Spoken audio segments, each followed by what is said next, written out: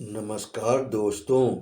आज की कहानी है मनुष्य का परम धर्म, मुंशी प्रेमचंद द्वारा लिखित। होली का दिन है। लड्डू के भक्त और रसगुल्ले के प्रेमी पंडित मोटेराम शास्त्री अपने आंगन में एक टूटी खाट पर सिर झुकाए चिंता और शोक की मूर्ति बने बैठे हैं।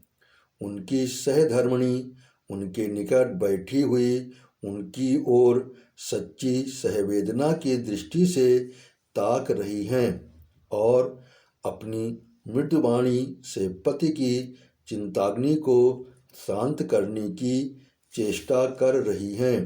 पंडित जी बहुत देर तक चिंता में डूबे रहने के पश्चात उदासीन भाव से बोले, नसीबा ससुरा न जाने कहाँ जाकर सो गया, होली के दिन भी न जागा। पंडिताइन दिन ही बुरे आ गए हैं। यहाँ तो जौन ते तुम्हारा हुकुम पावा वही घड़ी ते सांझ सवेरे दोनों जून सूरज नारायण से ही वरदान मांगा करी हैं कि कहूँ से बुलौआ आवे, सैकड़न दिया तुलसी माई को चढ़ावा, मुदा सब सोई गए, गाढ़ परे कोऊ काम नहीं आवत है। मोटेराम कुछ नहीं, ये देवी देवता सब नाम के हैं, हमारे बखत पर काम आवें तब हम जाने कि कोई देवी देवता। सेंत मेंत में मालपुआ और हलवा खाने वाले तो बहुत हैं। पंडिताइन का शहर भरमा अब कोई भलमनई नहीं है, सब मर गए। मोटेराम सब मर गए बल्कि सड़ गए। 10-5 हैं तो साल भर में 2-1 बार जीते हैं, वो भी बहुत हिम्मत की तो रुपए की 3 सेर मिठाई खिला दी। मेरा बस चलता तो इन सबों को सीधे काले पानी भिजवा देता। ये सब इसी अरिया समाज की करनी है। पंडिताइन तुमहू तो घर में बैठे रहत हो, अब ई जमाने में कोई ऐसन दानी नहीं है कि घर बैठे न्योता भेज दे। कभू कभू जुबान लड़ा दिया करो। मोटेराम तुम कैसे जानती हो कि मैंने जबान नहीं लड़ाई? ऐसा कौन रईस इस शहर में है जिसके यहाँ जाकर मैंने आशीर्वाद न दिया हो? मगर कौन ससुरा सुनता है, सब अपने अपने रंग में मस्त हैं।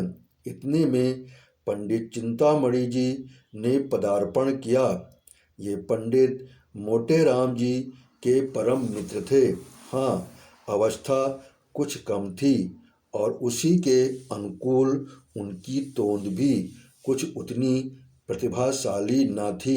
मोटेराम कहो मित्र, क्या समाचार लाए? है कहीं डौल? चिंतामणि डौल नहीं, अपना सिर है, अब वह नसीब ही नहीं रहा। मोटेराम घर ही से आ रहे हो? चिंतामणि भाई हम तो साधु हो जाएंगे, जब इस जीवन में कोई सुख ही नहीं रहा तो जीकर क्या करेंगे? अब बताओ कि आज के दिन अब उत्तम पदार्थ न मिले तो कोई क्यों कर जिए? मोटेराम हाँ भाई, बात तो यथार्थ करते हो। चिंतामणि तो अब तुम्हारा क्या कुछ न होगा, साफ साफ कहो, हम संन्यास ले लें। मोटेराम नहीं मित्र, घबराओ मत, जानते नहीं हो बिना मरे स्वर्ग नहीं मिलता। तरमाल खाने के लिए कठिन तपस्या करनी पड़ती है। हमारी राय है कि चलो इसी समय गंगा तट पर चलें और वहाँ व्याख्यान दें। कौन जाने किसी सज्जन की आत्मा जागृत हो जाए। चिंतामणि हाँ, बात तो अच्छी है, चलो चलें। दोनों सज्जन उठकर गंगा जी की ओर चले। दोनों प्रातः काल था। सहस्रों मनुष्य स्नान कर रहे थे। कोई पाठ करता था। कितने ही लोग पंडों की चौकियों पर बैठे तिलक लगा रहे थे। कोई कोई तो गीली धोती ही पहने घर जा रहे थे। दोनों महात्माओं को देखते ही चारों तरफ से नमस्कार, प्रणाम या पाए लागन की आवाजें आने लगी। दोनों मित्र इन अभिवादनों का उत्तर देते गंगा तट पर जा पहुँचे और स्नानादि में प्रवृत्त हो गए। तत्पश्चात एक पंडे की चौकी पर भजन गाने लगे। वह ऐसी विचित्र घटना थी कि सैकड़ों आदमी कौतूहलवश आकर एकत्रित हो गए।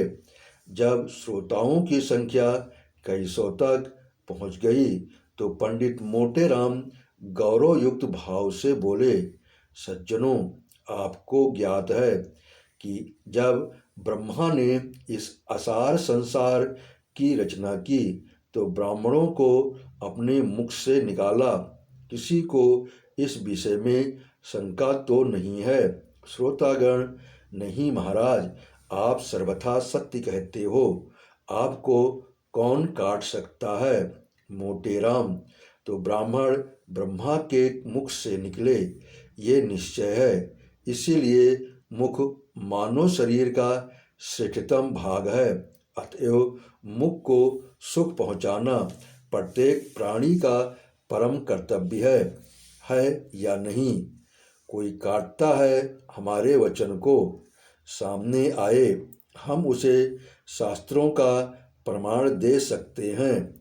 श्रोतागण, महाराज, आप ज्ञानी पुरुष हो, आपको काटने का साहस कौन कर सकता है? मोटेराम, अच्छा, तो जब ये निश्चय हो गया कि मुख को सुख देना प्रत्येक प्राणी का परम धर्म है, तो क्या ये देखना कठिन है कि जो लोग मुख से विमुख हैं वे दुख के भागी हैं? कोई काटता है इस वचन को। श्रोतागण, महाराज, आप धन्य हो, आप न्याय शास्त्र के पंडित हो। मोटेराम, अब प्रश्न ये होता है कि मुख को सुख कैसे दिया जाए? हम कहते हैं, जैसी तुम में श्रद्धा हो, जैसा तुम में सामर्थ्य हो, इसके अनेक प्रकार हैं। देवताओं के गुण गाओ, ईश्वर वंदना करो, सत्संग करो और कठोर वचन न बोलो। इन बातों से मुख को सुख प्राप्त होगा। किसी को विपत्ति में देखो तो उसे ढांढस दो, इससे मुख को सुख होगा। किंतु इन सब उपायों से श्रेष्ठ, सबसे उत्तम, सबसे उपयोगी एक और ही ढंग है। कोई आप में ऐसा है जो उसे बतला दे? है कोई बोले? श्रोतागण, महाराज, आपके सम्मुख कौन मुंह खोल सकता है? आप ही बताने की कृपा कीजिए। मोटेराम, अच्छा, तो हम चिल्लाकर गला फाड़ फाड़ कर कहते हैं कि वे इन सब विधियों से श्रेष्ठ है, उसी भांति जैसे चंद्रमा समस्त नक्षत्रों में श्रेष्ठ है। श्रोतागण, महाराज, अब विलंब न कीजिए, ये कौन सी विधि है? मोटेराम, अच्छा सुनिए, सावधान होकर सुनिए।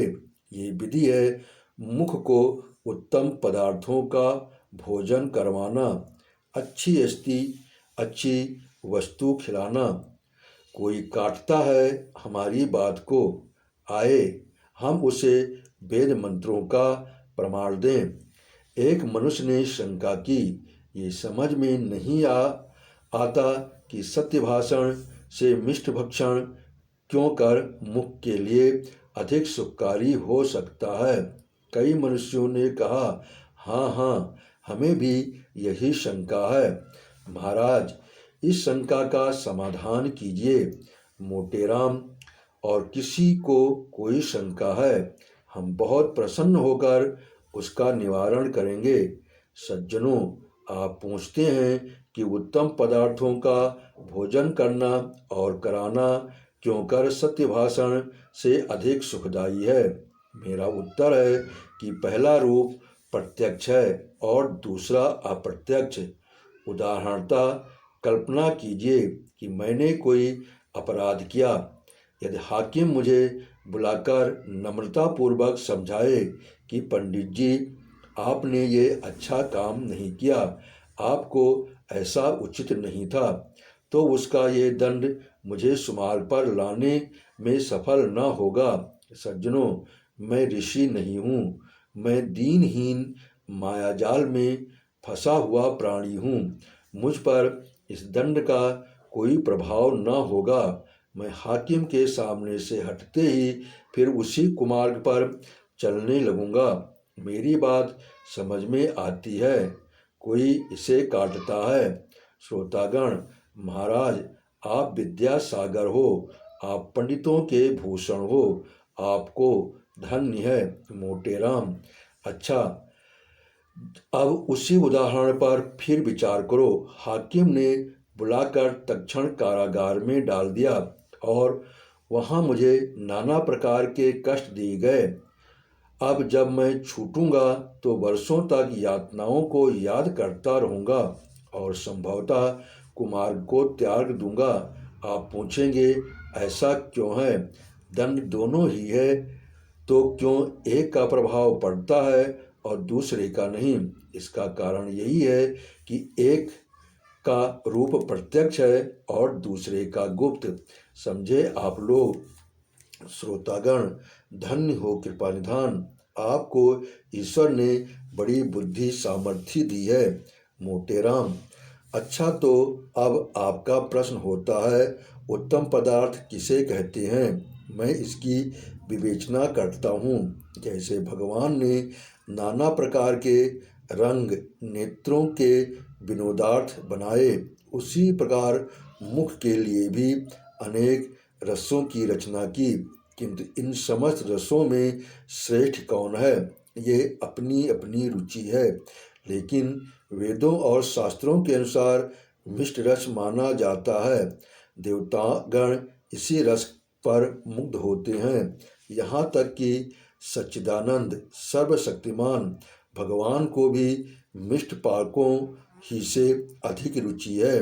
कोई ऐसे देवता का नाम बता सकता है जो नमकीन वस्तुओं को ग्रहण करता है? कोई जो ऐसी एक भी दिव्य ज्योति का नाम बता सके? कोई नहीं है। इसी भांति खट्टे, कड़वे और चरपरे कसैले पदार्थों से देवताओं को प्रीति नहीं है। देवतागण, महाराज, आपकी बुद्धि अपरंपार है मोटे राम। तो ये सिद्ध हो गया कि मीठे पदार्थ सब पदार्थों में श्रेष्ठ है। अब आपका पुनः प्रश्न होता है कि क्या समग्र मीठी वस्तुओं से मुख को समान आनंद प्राप्त होता है?